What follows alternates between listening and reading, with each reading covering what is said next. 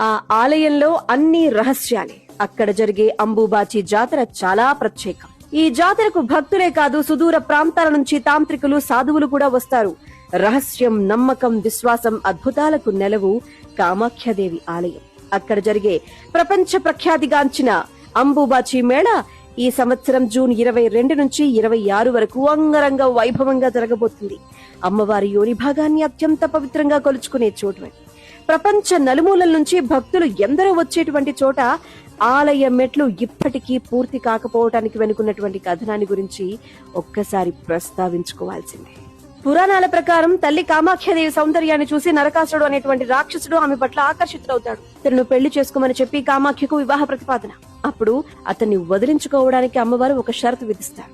నరకాసురుడు ఒకే రాత్రిలో నీలాంచల పర్వతం నుండి గుడికి మెట్లు కట్టగలిగితే అతన్ని వివాహం చేసుకుంటాను అని చెప్పి షరతు పెడతారు.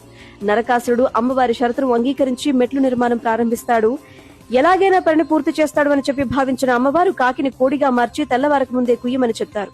కోడి కూతును విన్న నరకాసురుడు తెల్లవారిపోయిందని చెప్పి భావించి తాను పందెం ఓడిపోయాను అనుకుంటాడు. మెట్ల నిర్మాణం నిలిపివేస్తాడు.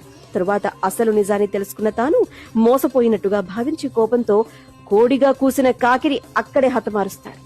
తమను కటాక్షించమని చెప్పి కామాఖ్య అమ్మవారిని అంబుబాచి ఉత్సవ సమయంలో ప్రత్యేకంగా వెళ్లి దర్శించుకోవాలని చెప్పి ఎందరో భక్తులు బారులు తీరేటువంటి వేళ, అమ్మవారి ఆశీర్వచనాలు భక్తులందరిపై కురిపించేటువంటి వేళ, అంబుబాచి మేళా వేళ.